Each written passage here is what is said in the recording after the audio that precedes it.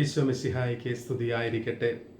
നമ്മെ സ്നേഹിക്കുന്നവരെയും നാം ഇഷ്ടപ്പെടുന്നവരെയും നാം സ്നേഹിക്കുന്നത് പോലെ എന്തുകൊണ്ട് മറ്റുള്ളവരെ ആത്മാർത്ഥമായി സ്നേഹിക്കുവാൻ നമുക്ക് സാധിക്കുന്നില്ല എന്ന് ചോദിച്ചാൽ, സ്നേഹത്തിന് നാം ഒരു അതിർവരമ്പ് നിശ്ചയിച്ചിരിക്കുന്നു എന്നതാണ് വാസ്തവം.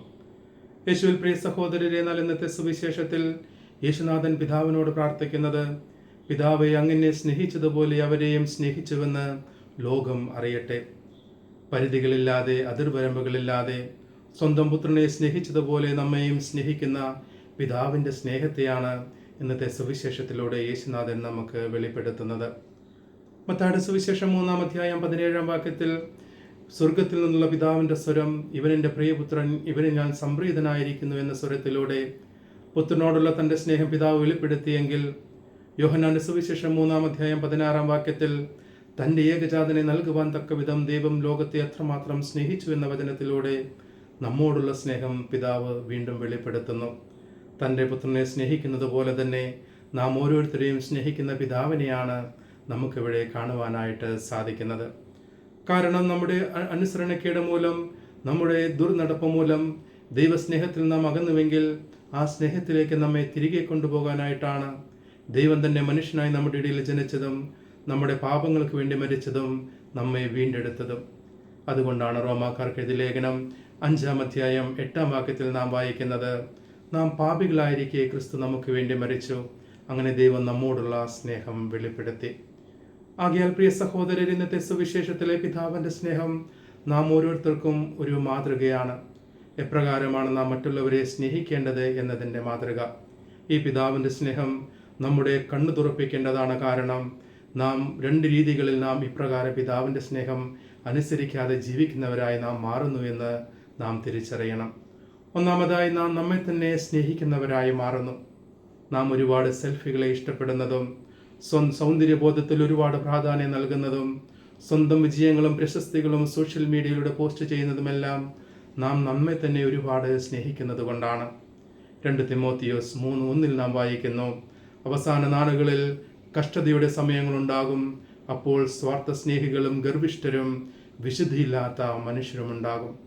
രണ്ടാമതായി, ഒരു കുടുംബത്തിൽ കഴിയുന്നെങ്കിൽ പോലും നമുക്കിഷ്ടമുള്ളവരെ മാത്രം സ്നേഹിക്കുന്ന ഒരു പ്രവണത ഉള്ളിൽ കൊണ്ട് നടക്കുന്നവരായി നാം മാറുന്നു. ഭാര്യയ്ക്ക് ഭർത്താവിനെയും മക്കളെയും അല്ലാതെ മറ്റാരെയും സ്നേഹിക്കുവാനായിട്ട് സാധിക്കുന്നില്ല. മാതാപിതാക്കൾക്ക് മക്കളെ അല്ലാതെ മറ്റാർക്കും സ്നേഹിക്കുവാനായിട്ട് സാധിക്കുന്നില്ല. ഈ പിതാവ് നമ്മെ പഠിപ്പിച്ച സ്നേഹം, പിതാവ് നമുക്ക് പകർന്ന സ്നേഹം അപ്രകാരം പകരുവാൻ ഒരു കുടുംബത്തിലായിരുന്നിട്ട് പോലും നമുക്ക് സാധിക്കുന്നില്ല എന്നതാണ് വാസ്തവം. എഫേഷ്യൻസ് 5:1 നാം വായിക്കുന്നത്, ക്രിസ്തു നിങ്ങളെ സ്നേഹിച്ചതുപോലെ നിങ്ങളും പരസ്പരം സ്നേഹിക്കുവിൻ. ആകയാൽ ഇന്നത്തെ സുവിശേഷത്തിൻ്റെ വെളിച്ചത്തിൽ പ്രിയ സഹോദരരെ, നാം ചെയ്യേണ്ടത്, പിതാവ് നമ്മെ പഠിപ്പിച്ച സ്നേഹം അപ്രകാരം പ്രാവർത്തികമാക്കുമ്പോഴാണ് ആ പിതാവിൻ്റെ സ്നേഹത്തെ മാനിക്കുന്നവരായി നാം മാറുന്നത്, ആ പിതാവിൻ്റെ സ്നേഹത്തിന് വില കൊടുക്കുന്നവരായി നാം മാറുന്നത്. അപ്രകാരം യഥാർത്ഥ സ്നേഹത്തിൻ്റെ അർത്ഥം മനസ്സിലാക്കി ആത്മാർത്ഥതയോടെ നമ്മെ ഏൽപ്പിച്ചു തന്നവരെയും നമുക്കുള്ളവരെയും എല്ലാവരെയും പിതാവ് സ്നേഹിച്ചതുപോലെ തന്നെ സ്നേഹിക്കുവാൻ നമുക്ക് പരിശ്രമിക്കാം. യോഹന്നാന്റെ സുവിശേഷം 15:13 നാം വായിക്കുന്നത്, സ്വന്തം സഹോദരന് വേണ്ടി സ്നേഹം ജീവൻ ബലി കഴിക്കുന്നതിനേക്കാൾ വലിയ സ്നേഹമില്ല എന്നാണ്.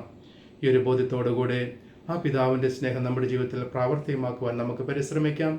ദൈവം നമ്മെ എല്ലാവരെയും സമൃദ്ധമായി അനുഗ്രഹിക്കട്ടെ. നാം എല്ലാ ദിവസവും ചെയ്യുന്നത് പോലെ ഒരധ്യായം വചനം വായിച്ചുകൊണ്ട് ഈ ശുശ്രൂഷയിൽ പങ്കെടുക്കുക. വിശുദ്ധിയിൽ, ജീവിത വിശുദ്ധിയിൽ കോംപ്രമൈസ് ഇല്ലാതെ വിശുദ്ധിയോടെ ജീവിക്കുവാനായിട്ട് പരിശ്രമിക്കുക. ഈ വചന ശുശ്രൂഷ മറ്റുള്ളവരിലേക്കും പങ്കുവെക്കുവാനായി നിങ്ങൾ ആത്മാർത്ഥമായി പരിശ്രമിക്കുക. ഈ ശുശ്രൂഷ ഷെയർ ചെയ്യുവാനും സബ്സ്ക്രൈബ് ചെയ്യുവാനും ഞാൻ നിങ്ങളോട് ആവശ്യപ്പെടുകയും ചെയ്യുന്നു. ഇന്നത്തെ സുവിശേഷത്തിൻ്റെ വെളിച്ചത്തിൽ ജീവിക്കുവാൻ പരിശുദ്ധ അമ്മയോട് ചേർന്നുകൊണ്ട് ഒരു ജപമാലയിൽ നമുക്ക് പ്രാർത്ഥിക്കാം. നമ്മുടെ എല്ലാ ആവശ്യങ്ങളും ആഗ്രഹങ്ങളും കർത്താവിന് സമർപ്പിച്ചുകൊണ്ട് കർത്താവിൻ്റെ ആശീർവാദത്തിനായി നമുക്ക് നമ്മെ തന്നെ ഒരുക്കാം. കർത്താവ് അനുഗ്രഹിക്കുകയും പരിപാലിക്കുകയും ചെയ്യട്ടെ. കർത്താവ് കരുണയായിരിക്കും പ്രസാദിക്കുകയും ചെയ്യട്ടെ. കർത്താവ് കരുണാപൂർവ്വം കടാക്ഷിച്ച് നിങ്ങൾക്ക് സമാധാനം നൽകട്ടെ, ഇപ്പോഴും എപ്പോഴും എന്നേക്കും. ആമേൻ. ദൈവം നമ്മെ എല്ലാവരെയും സമൃദ്ധമായി അനുഗ്രഹിക്കട്ടെ.